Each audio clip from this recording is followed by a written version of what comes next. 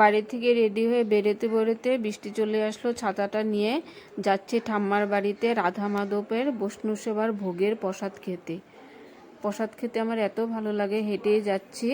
আমাদের বাড়ি থেকে অনেকটাই দূর, আমি কোথাও যাওয়া আসা করলে হেঁটেই যাওয়া আসা করি। আমি টোটোতে খুব কম উঠি, এক্সারসাইজ করা তো শরীরের জন্য এমনি ভালো।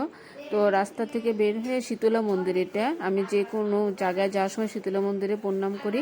ঠাম্মার বাড়িতে চলে আসলাম বৈষ্ণব সেবার প্রসাদ খেতে। দেখো কি সুন্দর গোপাল দিয়ে, গিরিধারী গোপালকে দিয়ে রাধা মাধবে, দেখো কি সুন্দর ঠাম্মার বাড়িতে মন্দির। সবাই ভোগের প্রসাদ খেতে বসে গেছে, আমি একটু ওয়েট করছি, সবাই উঠে গেলে আমি বসবো। এর মধ্যে রাধা মাধবটা একটু দর্শন করে একটু প্রণাম করে নিচ্ছি। দেখো কি সুন্দর আমার ঠাম্মার রাধা মাধবের মন্দির, অনেক ঠাকুর ঘর ভর্তি। তারপরে যে প্রসাদ খেতে বসে গেলাম, এখানে আছে ডাল, পনির, কচু শাক, অনেক ধরনের আইটেম করেছে। খেতে বসে গেলাম প্রসাদ খেতে আমার খুব ভালো লাগে। রান্নাটা এত টেস্ট হয়েছিল, গোবিন্দ খেয়েছে প্রসাদটা। গোবিন্দ যে প্রসাদ খায় সেই প্রসাদ খেতে কিন্তু স্বাদ হয়, ওটাতে বোঝা যায় যে গোবিন্দ প্রসাদটা খেয়েছে। পনির করেছিল, ডাল করেছিল, নানান ধরনের সবজি করেছিল। তারপর প্রসাদ খেয়ে এবার যাচ্ছি বাপের বাড়ি একটু দেখা করতে। মায়ের সাথে অনেক দিন হলো বাপের বাড়ি যায় না। রাস্তা এটা হলো বাপের বাড়ি যাইতে রাস্তাটা আর কি কাঁচা রাস্তা, এটা পাকা হয়নি এখন। আমাদের গ্রামের সাইডে বাড়ি তো, মানে একটু ভিতর সাইডে রাস্তাটা। তো বাপের বাড়ি আসতে একটা মায়ের মন্দির আছে এখানে, এই মন্দিরটা তো প্রণাম করি আমি। বাপের বাড়ি চলে আসলাম, অনেক দিন পর আসলাম বাপের বাড়ি। এটা হচ্ছে আমার মায়ের রাধা গোবিন্দর ঠাকুর ঘর, এটা মায়ের, এটা মা পুজো করে।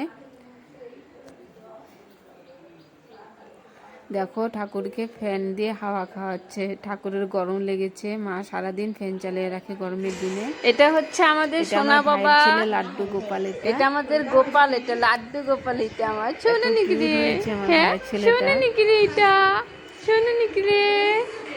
ওকে আমার জ্বালাইতে খুব ভালো লাগে, ওকে নিয়ে জোর করে ধরে ধরে টিকটক বানাবে, আমাকে দেখতে পারো না, ওকে ধরলেই কান্না করে, দেখলেও কান্না করতে করছি। দেখবে তোমরা আমার কোলে আসতেই চায় না। তার মানে ওকে যদি সে কোলে নিয়ে আমি, ও আমাকে দেখলেই কান্না করে। তার মানে ওকে নিয়ে আমি জবরদস্তি করে রিলস বানাই, ও আমাকে দেখলে কান্না করতে থাকে, আমার কোলে আসতেই চায় না। আর এমনিতেও বাচ্চাগুলো আমাকে ভয় কম পায়, আর বাচ্চা আমি খুব ভালোবাসি, ভীষণ ভালোবাসি। কিন্তু মানে আমি বাচ্চাদেরকে মানে নেট রিলস বানাই তো, ওরা আমাকে একটু মানে সহ্য করতে পারে না, টেনে টেনে করে নিচ্ছে। দেখো রান্না করছে। বাপের বাড়িতে এসে মানে বাচ্চাদের সাথে একটু সময় কাটালে ভালো লাগে। বাড়িতে একা একা থাকি, আমার ছেলে তো বড় হয়ে গেছে, বাইরে পড়তে যাচ্ছে, একা একা থাকি। বাপের বাড়ি আসলে বাচ্চাদের সাথে একটু হাসাহাসি করি, ভালো লাগে বাচ্চাদের সাথে সময় কাটাতে। দেখো কি কান্না করছে, আমার কোলে থাকছেই না। ব্লগটা যদি ভালো লেগে থাকে কমেন্টে